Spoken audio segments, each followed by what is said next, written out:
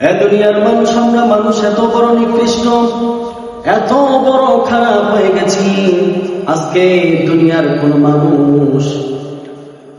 মানুষগুলো এমন হয়ে গেছে, মানুষের কথা শুনি অথচ আল্লাহ রাব্বুল আলামিনের কোনো কথাই আমরা শুনি না।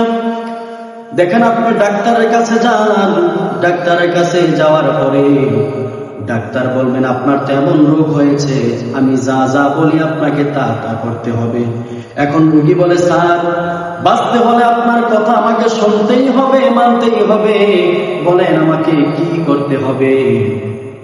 আল্লাহ রাব্বুল আলামিনের কথা অমান্য করে কিন্তু ডাক্তারের কথা পাই টু পাই আমরা মানুষেরা মেনে চলি। ডাক্তার বলল তোমার এরকম রোগ হয়েছে, এমন এমন জিনিসগুলা তুমি খাইতে পারবে না।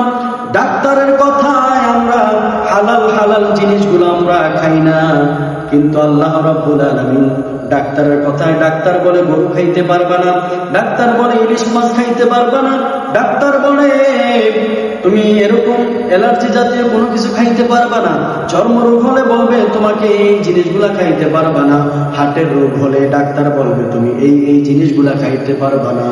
ডাক্তারের কথা শুনে রোগী সব কথাগুলো একের পর এক মেনেই চলে। কিন্তু আমার আল্লাহ রাব্বুল আলামিন বললেন, বান্দারে জান্নাতে যাইতে চাইলে তোমাকে এই কাজগুলা করা যাইবে না।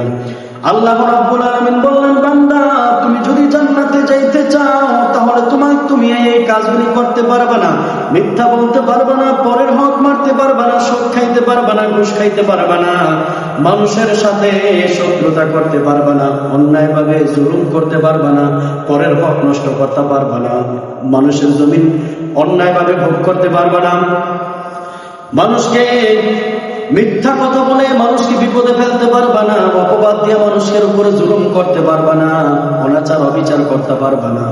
আল্লাহ রাব্বুল আলামিন বললেন, বান্দারে জান্নাতে যাইতে গেলে সুদ ঘুষ কিছুই তুমি খাইতে পারবা না। কিন্তু আল্লাহ রাব্বুল আলামিনের কথা অমান্য করে মানুষ সুদ খায়, ঘুষ খায়, মিথ্যা বলে, জানাবে বিচার করে, পাপাচার করে, অনাচার করে, গরিবের হক মারে, অসহায়ের হক মারে, এতিমের হক মারে, সব কিছু একের পর এক অন্যায় করে যায়। কিন্তু দুনিয়ার ডাক্তার শুধুমাত্র বলছে তোমার যেই রোগ হয়েছে তুমি এই জিনিসগুলি খাইতে পারবে না।